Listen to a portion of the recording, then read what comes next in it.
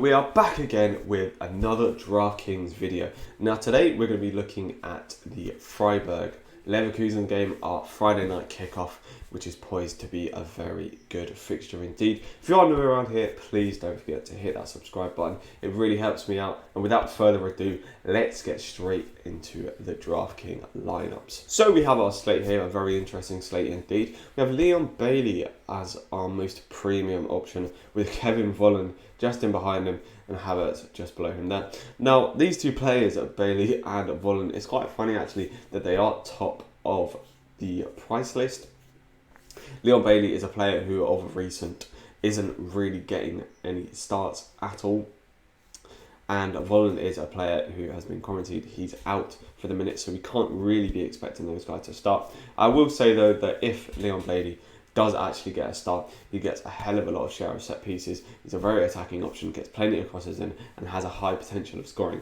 So if he does start, very much look to him, although you probably won't see him get any more than 60 minutes. So, you know, Leon Bailey is a very iffy one, but we have seen him in the past get very, very high DFS scores. So one to look out for if he starts, but I'm not really going to be focusing too much on him because we haven't been seeing much of him, and he's only been playing sort of 20 minutes per game. Havertz is a player that I really like, and we've seen over the past few weeks that his floor has sort of crept up a bit as well, just from shots on target.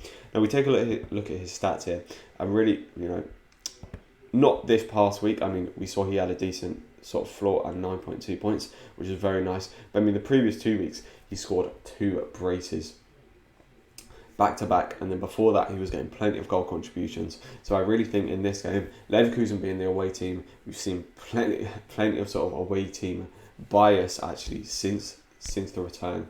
So we can expect Leverkusen to pick up a good result here.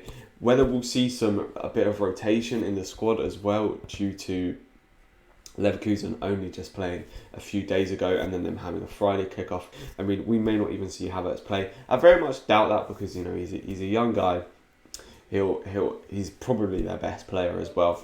So if they leave him out, I'll be very surprised. But Havertz definitely one to consider. Grifo, a guy, the most expensive Freiburg asset on the slate.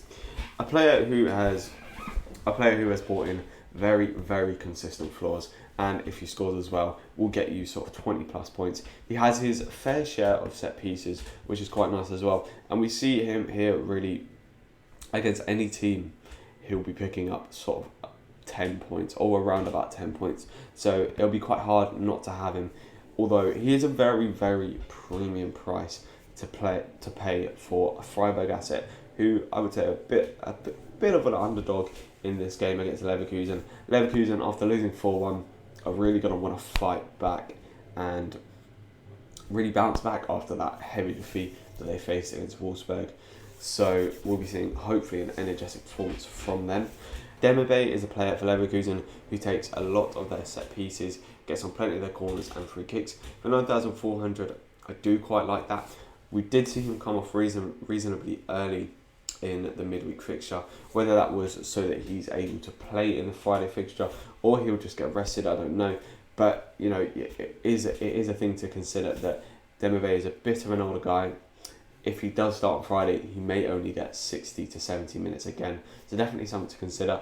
But he is a player in that period of time who can rack up the crosses from corners. Although we did see midweek that he actually had a bit of a poorer game.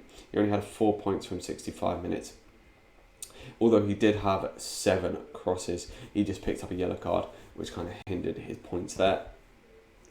So we go down a little bit. Diaby, another player, a very good attacking option for Leverkusen. I mean, if he comes up with the goals and the assists, you know, it'll be...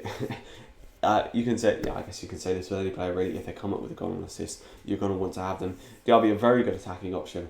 Hopefully have a bit of a better game this Friday than he did at the weekend or even midweek. Just because, you know, we've sort of seen from Diaby that if he doesn't get the goals or assists, he's not got the greatest of floors. We see him with a 4.1 after 74 minutes and a 5.6 after 90 minutes. Whereas here we know we're seeing 20.7s, 11.9, 17.3, but all of these are with goal contributions. So yeah, Diaby one to look out for. Maybe to get in a couple of lineups, but I wouldn't overly depend on Diaby as he's a player you're really relying to get the goals with. Bellarabi, he came off after 45 minutes in the midweek game, and even if he does start, we can probably only expect to see him playing for about 60 minutes. Although for a player who has been significantly down priced since previously, so sort of Leon Bailey and Bellarabi on previous slates were really like the most expensive guys for Leverkusen. I don't really understand why Bailey's still up there. I mean, potentially that maybe they're just still thinking if he starts, he will be that premium asset. But Bellarabi, a player who now we're seeing only really playing 45 minutes, he can do a lot of damage in that time. But it's up to you whether really you want to take that risk. For a little bit of a cheaper price, it's not too bad. But if we scroll down a bit more, I really like the look of Amiri now. Because before, Demirbay and Amiri were sort of only 200, 300, 400 difference in price. Now we're seeing a 1,600, is that? It's a 1,600 decrease in price for Amiri compared to Demirbay, which, Amiri's going to get his fair share of set pieces as well. Also a very attacking player, so for a bit of a cheaper price, I actually quite like Amiri for this one. I mean, if we take a look at his stats as well, we see he got 6 crosses here, Demirbay got 7, so we really are seeing that they're just splitting up the set pieces. And he's got a few fouls drawn, tackles won, shots assisted. Hopefully in this game we'll see him get a bit further forward, get some shots away and really push up to the boundaries of sort of 12, 13 points. I mean, Paulinho, a player to look at, is a youngster. If he starts, one to consider, but we haven't really been seeing him starting. And Alario, another forward for Leverkusen, a guy that really relies, if he starts, on scoring a goal. Not the greatest of forwards, so I'd be advised maybe to give Alario a miss. Then we get down to the second most expensive, or second Freiburg player on the slate, and that is Günther. For me, Günther is just a straight lock and load kind of player. He has a big share of set pieces. He gets bombing down that left hand side, crossing the ball in, getting plenty of shots away, and has a high potential of scoring as well. For 7,600, he's almost like that sort of Kimmich-esque player where they're not valuing Günther very highly, and for the potential and just the set pieces, the crosses, and the floor that he has, he really should be valued higher. But I'm happy he's not. He's also got that clean sheet potential to come alongside that. So for 7,600, he's definitely going to be a very highly owned player and one to definitely put in your team. So we scroll down a little bit further and we get to the sort of more mid-range kind of players.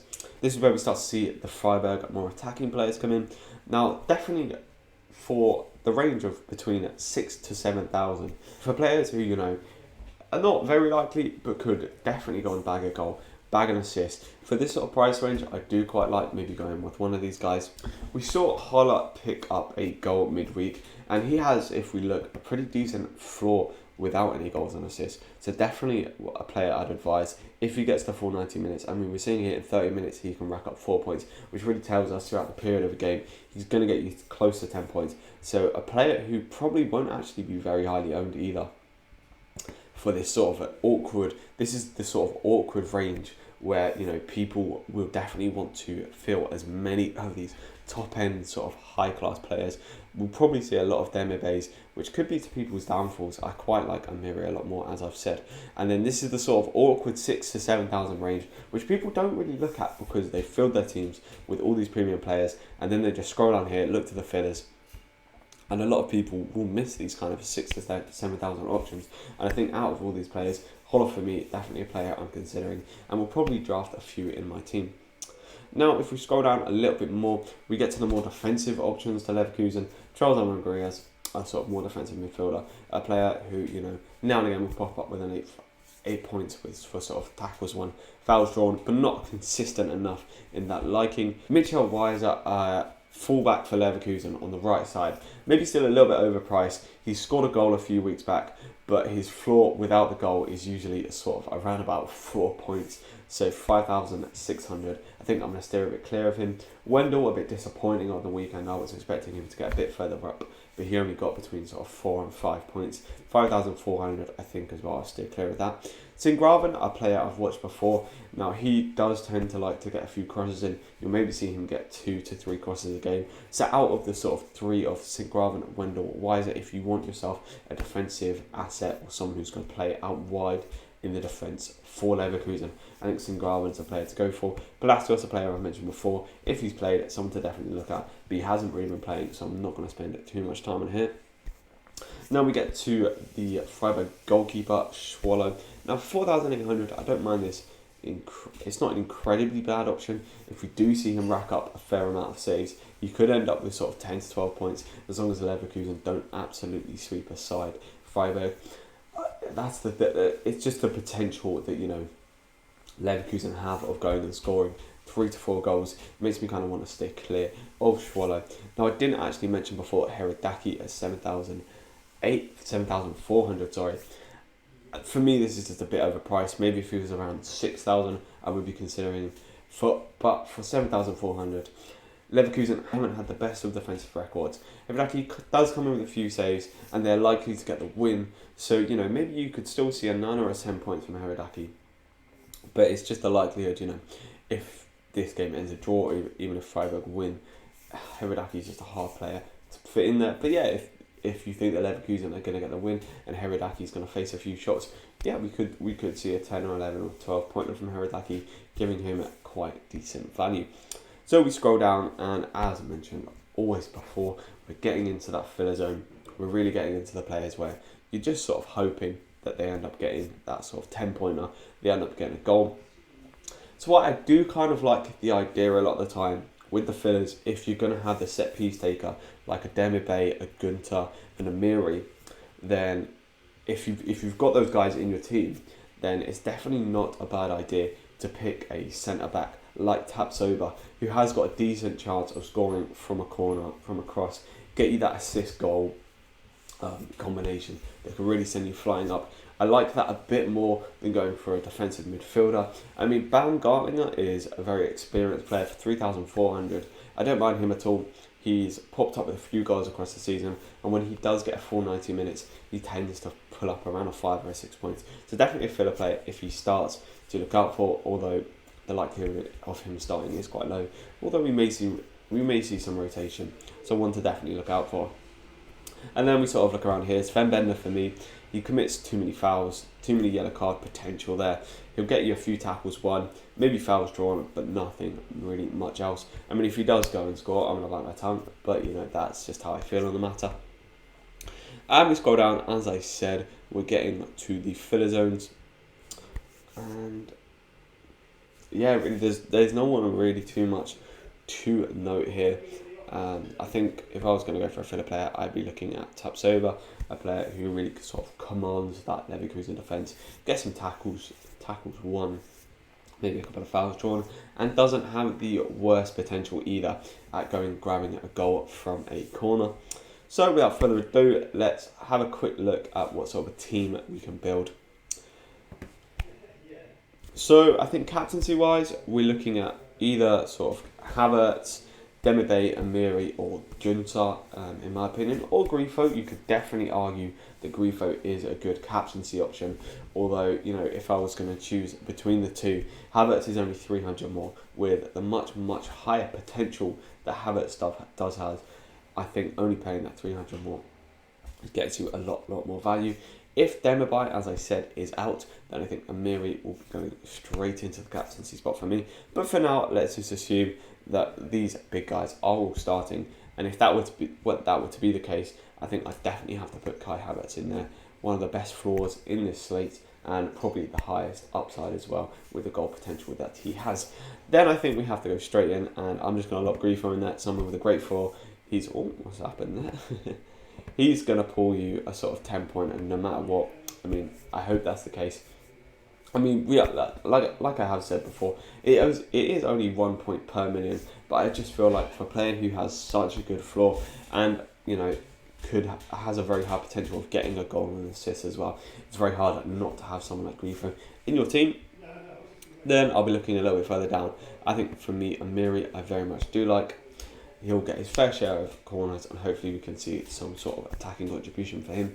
As I said before, Gunter for me is just stone cold. Put him in, lock and load. Just, you know, the corner potential he has, getting bombing down that left wing, getting all the crosses in, even a good potential at scoring a goal. Gunter, just a player I can't really ignore.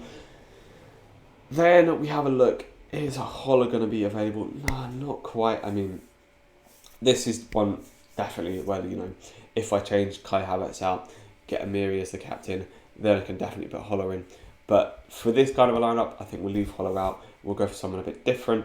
And as I said, I do very much like the look of Singh Graven on that left-hand side for Leverkusen. And then I think we'll finish it off with Tapsoba. That's just sort of one little combination that I like the look of. Probably that I'll enter.